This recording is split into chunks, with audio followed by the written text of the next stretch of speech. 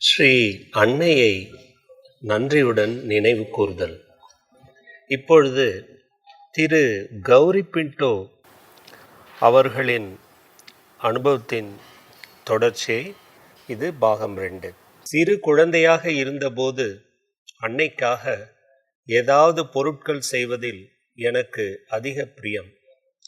முதலில் அவர் டென்னிஸ் விளையாடும்போது மணிக்கட்டில் கட்டிக்கொள்ள பூ வேலைப்பாடுடைய கைக்குட்டைகள் செய்தேன்.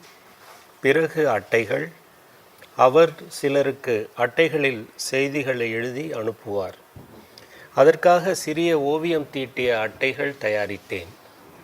தோலினால் பொருட்கள் செய்ய கற்றுக்கொண்ட போது அவர் பார்க்க வேண்டியவர்களின் பெயர்களை குறித்து வைப்பதற்குரிய நாட்குறிப்புகளை வைப்பதற்கு ஒரு விசேஷ பெட்டி செய்தேன். அவர் உபயோகப்படுத்துவார் என்று எனக்கு தோன்றுகின்ற எதையாவது செய்வேன். முதலில் அந்த பொருளை வடிவமைத்து பிறகு அதற்கு வண்ணம் பூசவும் மெருகிடவும் செய்வேன். ஸ்ரீ அன்னை அவற்றை பெறும்போது மிகவும் மகிழ்ச்சி அடைவார். என்னுடைய வேலையை பாராட்டுவார். எனக்கு மலர்கள் மீது அதிக பிரியம். அதனால் பொதுவாக இடம் முழுவதையும் மலர்களாலும் இலைகளாலும் நிரப்புவேன். ஆனால் ஒரு தடவை ஏன் என்று தெரியவில்லை, நான் ஏதோ ஒரு பொருள் செய்து அதன் மீது ஓர் அழகான ஜப்பானிய லில்லி வரைந்தேன். 1 அல்லது 2 லில்லிகள் தான் இருந்தன. மீதி இடம் வெறுமையாக இருந்தது. கிளையை சுற்றி இருந்த வெற்றிடம் அதிகமாக இருந்தது.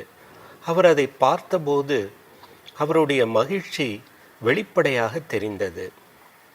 அந்த ஓவியம் தீட்டிய தோலை தம்முடைய கையால் தடவி கொடுத்து கொண்டு அது மிக அழகாக இருக்கிறது என்று திரும்ப திரும்ப சொன்னார். அந்த அனுபவம் ஒரு பொருளை சுற்றி உள்ள இடம், வெற்றிடம் எவ்வளவு முக்கியத்துவம் உடையது என்பதை நான் உணரும்படி செய்தது. இது இடைவெளியின் முக்கியத்துவம் என்னுடைய சித்திர எழுத்துக்கலையிலும் அதிக உதவியாக இருந்துள்ளது. வேலை நமது சாதனையின் இன்றியமையாத ஒரு பாகம் என்பது நம் எல்லோருக்கும் தெரியும். நம்முடைய வேலையை அர்ப்பணிப்பது மிக நல்ல பலனை தரும். பி குரூப்பின் ஒரு மாலை வகுப்பில் ஸ்ரீ அன்னை வேலையை பற்றி பேசியது எனக்கு நினைவிருக்கிறது. ஸ்ரீ அன்னை சொன்ன வார்த்தைகள் அப்படியே எனக்கு நினைவில் இல்லை. ஆனால் அவருடைய வார்த்தைகள் என்னுடைய ஒரு சிநேகிதியின் உள்ளத்தை தொட்டது. அவள் எங்களில் சிலரிடம் வந்து, நமக்கு ஏதாவது வேலை கொடுக்கும்படி ஸ்ரீ அன்னையை கேட்போம். மாலையில் விளையாட்டரங்கிற்கு போகும் முன் நமக்கு கொஞ்ச நேரம் இருக்கிறது. அப்பொழுது நாம் அந்த வேலையை செய்யலாம் என்றாள். நாங்களும் ஸ்ரீ அன்னையிடம் கேட்டுவிட்டு அவருடைய பதிலுக்காக காத்திருந்தோம். ஸ்ரீ அன்னை அது விஷயமாக துய்மன் அண்ணாவிடம் கலந்து ஆலோசித்ததாக நாங்கள் கேள்விப்பட்டோம். எங்களை எங்கே அனுப்புவது என்று அவருக்கு தெரியவில்லை. ஆகவே அவர் எங்களுக்கு ஆசிரமத்து மேல் மாடியை சுத்தம் செய்யும் வேலையை கொடுத்தார். எங்களுடைய சிறிய டஸ்டர்களை வைக்க ஒரு இடம் கொடுக்கப்பட்டது. நாங்கள் ஒரு முக்கியமான பொறுப்பில் இருப்பது போல் உணர்ந்தோம். அந்த சின்ன தொடக்கத்தில் இருந்து என்னவெல்லாம் வளர்ந்தன. ஸ்ரீ அன்னை அடிக்கடி தாழ்வாரத்தின் வழியாக போவார். அப்பொழுது நின்று எங்களுடன் பேசுவார். மிட்டாய்கள் கொடுப்பார். டென்னிஸ் விளையாட போகும் முன் அவர் அங்கே உட்காருவார். நளினி அண்ணா அவருக்கு ஏதாவது படித்து காட்டுவார். ஒரு சமயம் அவர் படித்து காட்டியது சத்பிரேமுடைய புத்தகம் என்பது எனக்கு நினைவிருக்கிறது. நாங்கள் எல்லோரும் அந்த டென்னிஸிற்கு முந்தைய நேரத்தில் பங்கு பெற்றோம். சில சமயங்களில் அவர் ஒரு தட்டில் மிட்டாய்கள் வைத்திருப்பார். ஆளுக்கு ஒரு மிட்டாய் தூக்கி போடுவார். இப்படி எங்களுடன் சந்தோஷமாய் பொழுதுபோக்குவார். அவர் போடும் மிட்டாயை சரியாக பிடிக்க வேண்டுமானால் அதற்கு திறமை வேண்டும். பெரியவர்களில் 2 அவர்களுடைய வாழ்நாளில் எந்த விளையாட்டுகளிலும் கலந்து கொள்ளாதவர்கள். அவர்களுக்கு சரியாக பிடிக்க கற்பிக்க ஸ்ரீ அன்னை வேடிக்கை செய்வார். ஒரு சமயம் அமிர்தா அண்ணாவால் ஸ்ரீ அன்னை எறிந்த மிட்டாயை பிடிக்க முடியவில்லை. அப்பொழுது அவர் சொன்னது எனக்கு நினைவிருக்கிறது. இனிய அன்னையே, நான் பிடிக்க முயல்வது மிட்டாய் துண்டை அல்ல, அதன் பின்னால் உள்ள சூட்சம மிட்டாயை என்றார் அவர். அமிர்தா அண்ணா நகைச்சுவை உடையவர். ஸ்ரீ அன்னை அவருடைய நகைச்சுவையை ரசிப்பார். அவருடைய நகைச்சுவை பேச்சு எப்படி பளிச்சென்றும் இயல்பாகவும் வெடிக்கும் என்பதற்கு இன்னொரு உதாரணம் கூறுகிறேன். அது நிகழ்ந்தது ஸ்ரீ அன்னையின் மாலை மொழிபெயர்ப்பு வகுப்பின் போது. மாடி துடைப்போர்களாகிய எங்கள் நால்வருக்கும் ஸ்ரீ அன்னையின் வலது பக்கத்தில் தனி இடம் ஒதுக்கப்பட்டிருந்தது. ஆகவே அங்கு நிகழ்ந்த எல்லாவற்றிலும் நாங்கள் பங்கு கொண்டோம். அமிர்தா அண்ணாவுக்கு அதிகமான வேலை இருக்கும். அதனால் அவர் தாமதமாக வந்தார். பிறருடைய கவனத்தில் படாமல் பின்னால் உள்ள தம்முடைய இடத்திற்கு போக முயன்றார். மொழிபெயர்ப்பில் ஒரு பகுதிக்காக ஸ்ரீ அன்னை பவித்ரா அண்ணாவுடன் மேல்மனத்தையும் அதிமனத்தையும் பற்றி விவாதித்து கொண்டிருந்தார். அமிர்தா அண்ணா சத்தம் இல்லாமல் உள்ளே நழுவ முயல்வதை ஸ்ரீ அன்னை பார்த்தபோது அவர் அவரை சீண்டுவதற்காக, "ஆ அமிர்தா, நீதான் சரியான ஆள். மேல்மனத்திற்கும் அதிமனத்திற்கும் இடையே உள்ள உறவு என்ன என்று நீ எங்களுக்கு சொல்லக்கூடும் என்று நினைக்கிறேன்" என்றார். பட்டென பதில் வந்தது, "மிக நல்ல உறவு அன்னையே, மிக நல்ல உறவு." உண்மையாக அந்த நாளில் நிறைய வேடிக்கையும் சந்தோஷமும் இருந்தது. ஸ்ரீ அன்னை எங்கெங்கு சென்றாலும் அந்த இடம் கருத்துகளும் கலையும் மகிழ்ச்சியும் பொங்கும் இடமாக ஆகிவிடும். உண்மையாகவே அது ஒரு பொற்காலம். பல ஆண்டுகளுக்கு முன் என்னுடைய இளமை பருவத்தில் ஒரு பிரெஞ்சு பத்திரிகை எழுத்தாளர் மாணவர்களாகிய எங்களிடையே பேசினார். அவரிடம் ஒரு கேள்வி கேட்கப்பட்டது.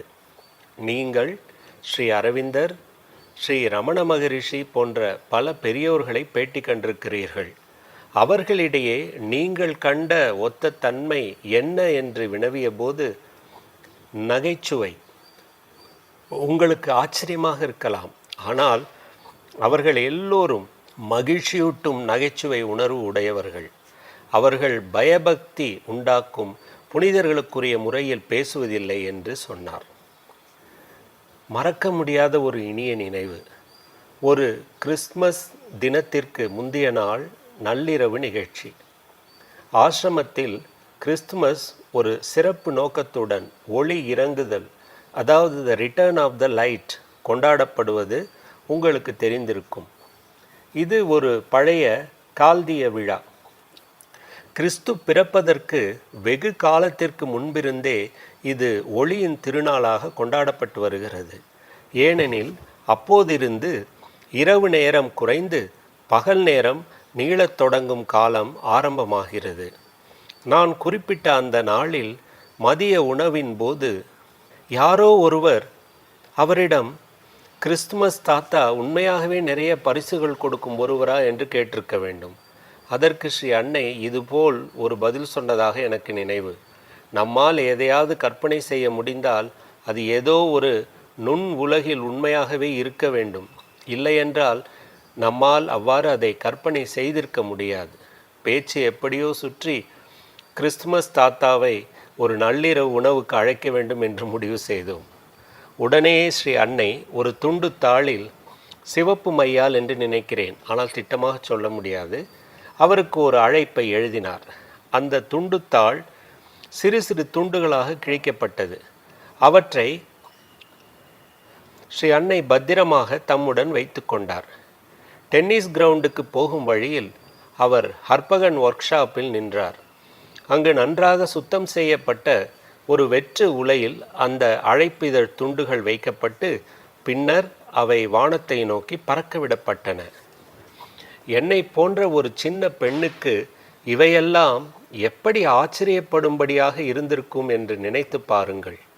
என்னுடைய தாயார் என்னை சீக்கிரமாக உறங்க வைத்து விட்டார்.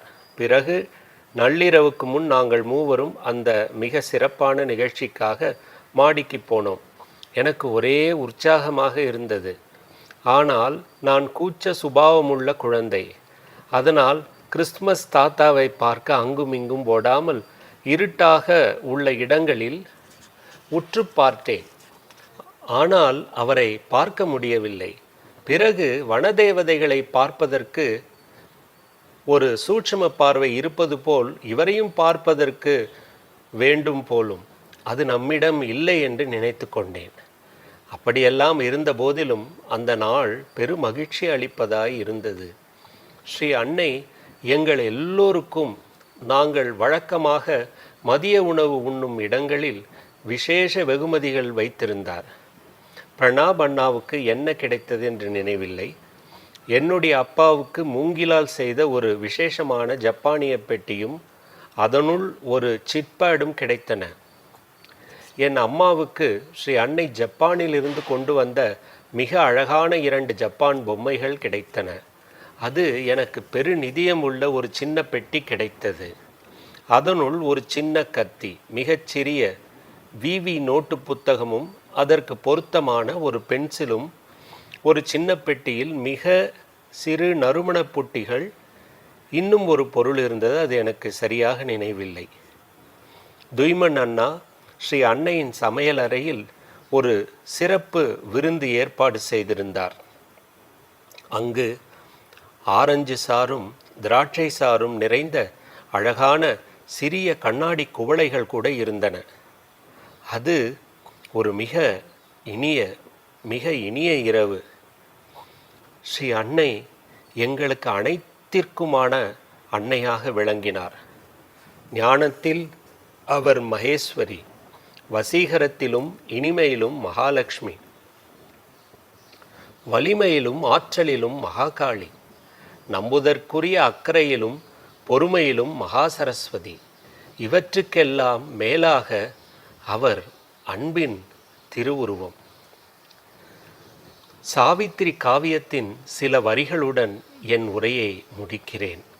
இவ்வரிகளில் ஸ்ரீ அரவிந்தர் நமது ஸ்ரீ அன்னையையும் அவருக்கு நாம் எப்படி பதில் அளிக்கிறோம் என்பதையும் வெகு அழகாக வர்ணிக்கிறார். சாவித்ரி இதயத்தை அள்ளும் இரவா காவியம் ரவி ஆறுமுகம் அவர்களின் தமிழாக்கத்தில் இருந்து. அவளுடைய இதயத்தின் கரைத்து தீர்க்க முடியாத கரையற்ற மதுரமானது அவர்களுடைய இதயங்களை வசீகரித்து வசப்படுத்தியது. அவர்கள் தங்களுடைய இருப்பு வரைகளை மீறியவாறு விஞ்சி நின்ற அந்த உயிருருவான சாவித்திரியை நேசித்தார்கள்.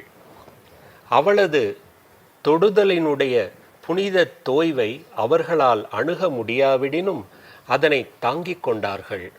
கதிரவனுக்கு மலர் ஒன்று அளிக்கின்ற விடைதனைப் போல அவர்கள் தங்களை அவளுக்கு படையலிட்டு காணிக்கையாக்கினர். ஆனால் அதற்கு மேல் அவர்கள் எதையுமே கேட்டிருக்கவில்லை.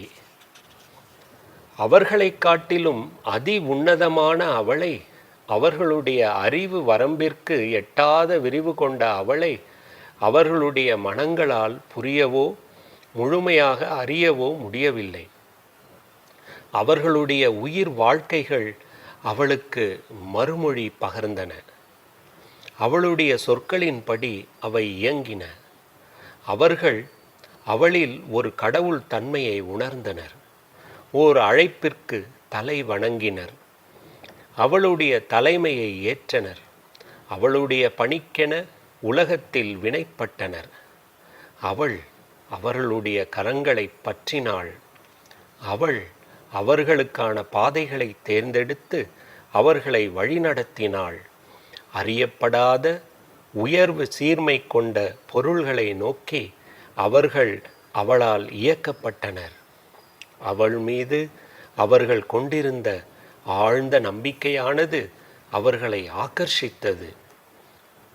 தங்களை அவளுடைய பங்கு என தாங்கள் கருதி கொண்டதில் அவர்கள் உவகை கொண்டனர். அவர்கள் அவளில் உயிர் வாழ்ந்தார்கள். அவளுடைய விழிகளின் வாயிலாக அவர்கள் உலகத்தினை பார்த்தனர்.